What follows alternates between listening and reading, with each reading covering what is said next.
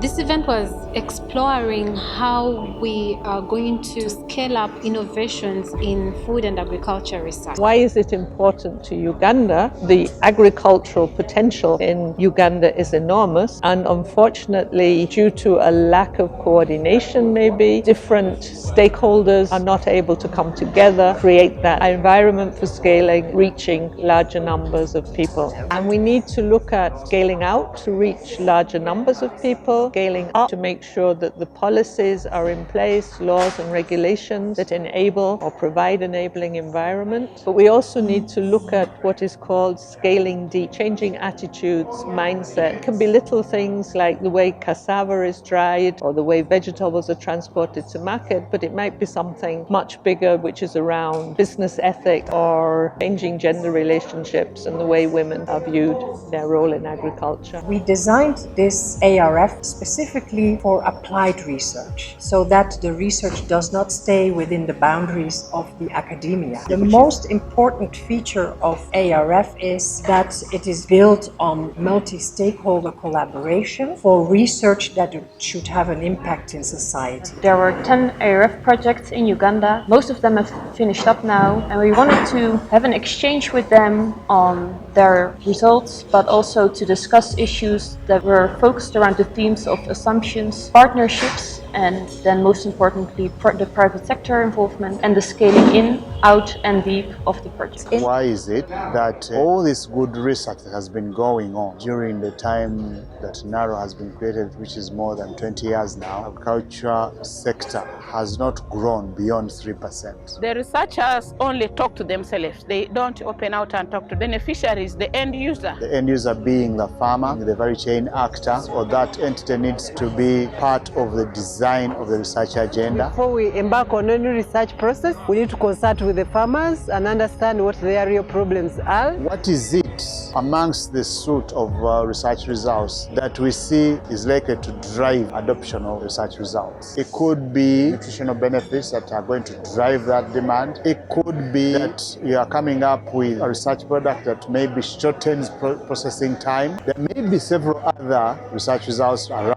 your research, but you must find the key one that is going to drive adoption, so that when you are marketing your research results, you emphasize the lead attribute that is going to drive demand. Whatever it is that you envisage as your research result, if it's not going to be traded, don't waste your time. The market is interested in research results that create more employment and business opportunities. We are looking at women at the center of food production and yet disempowered. It was found out that also men are disempowered in a way. And so we agreed that it is important to empower both men and women in scaling out the innovations in the agricultural value chains. The government also needs to prioritize gender mainstreaming in agricultural value chain, the empowerment of men and women, especially with the two elements. The software resources include skilling, knowledge, and attitude change. The hardware includes the financial resources, but also access to control and utilization of resources like land in terms of asset ownership. All actors have a big role to play in enabling agricultural value chains development. Some of the things we found in our discussion was that issues of land fragmentation, poor soil fertility, low financing from farmers, climate smart in terms of drought, disease, flooding.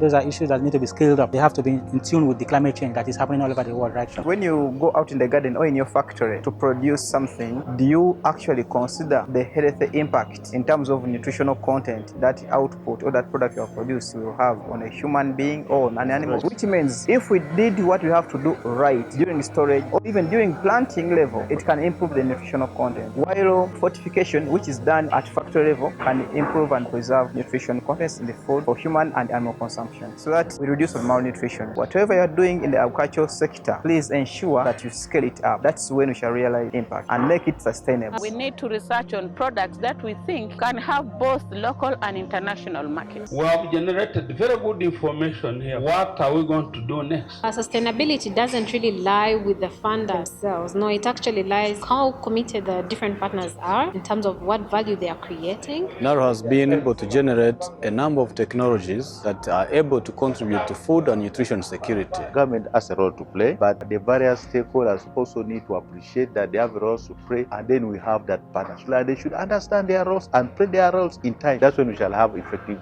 implementation of policies. This is one of the most insightful meetings I've attended. Because it brought various people networking for business. There's been a lot of interest in the topic. If we commit to doing our part, I think it will take us a longer mile. And so the value, the sustainability of this interaction is really demonstrated in the continued interaction and interest and commitment. Of course, today will not give a solution, but maybe today is a start of a prolonged discussion and collaboration between different parties to tackle this issue of how can we contribute to food and nutrition security in Uganda, and specifically by scaling up what is already available.